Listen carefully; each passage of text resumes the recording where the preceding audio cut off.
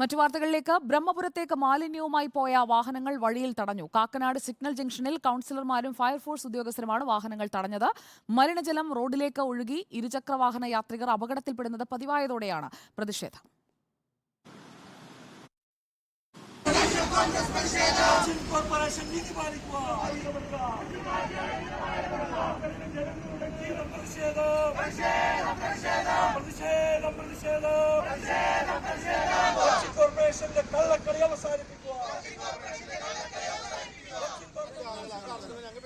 R Roshipal നൽകും കൂടുതൽ വിവരങ്ങൾ. ആർ റോഷിപാൽ, പറഞ്ഞിട്ടും പരിഹാരമില്ലാതായതോടെ പ്രതിഷേധത്തിലേക്ക് നീങ്ങുകയാണോ? എന്തൊക്കെയാണ് വിവരങ്ങൾ?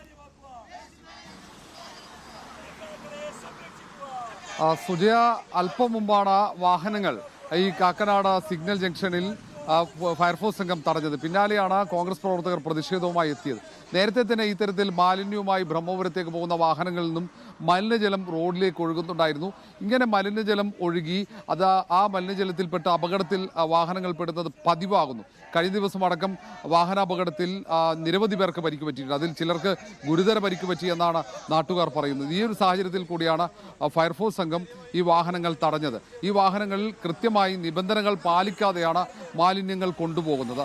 തുറന്ന രീതിയിൽ അതിൻ്റെ മലിനജലം പുറത്തേക്ക് ഒഴുകുന്ന രീതിയിൽ തന്നെയാണ് വാഹനം കൊണ്ടുപോകുന്നത്. അത് ഏതായാലും കഴിഞ്ഞ ദിവസങ്ങളിലടക്കം മുന്നറിയിപ്പ് നൽകിയിരുന്നു. ആ മുന്നറിയിപ്പ് അവഗണിച്ച് ഇന്ന് വാഹനം പോകുമ്പോഴായിരുന്നു ഫയർഫോഴ്സ് സംഘം ഇവിടെ വാഹനങ്ങൾ തടഞ്ഞു വെച്ചത്. 4 കോർപ്പറേഷന്റെ 4 മാലിന്യ വാഹനങ്ങൾ തടഞ്ഞു. അതിന് പിന്നാലെ കോൺഗ്രസ് പ്രവർത്തകർ റോഡ് തടഞ്ഞു. വാഹനങ്ങൾ തടഞ്ഞ് റോഡ് പിക്കറ്റ് ചെയ്യുന്ന സാഹചര്യം ഉണ്ടായി. പിന്നീട് പോലീസ് എത്തി കോൺഗ്രസ് പ്രവർത്തകരെ അറസ്റ്റ് ചെയ്ത് നീക്കുകയും വാഹനം ഇപ്പോൾ പോലീസ് സ്റ്റേഷനിലേക്ക് മാറ്റുകയും ചെയ്തിട്ടുണ്ട്. സുജ.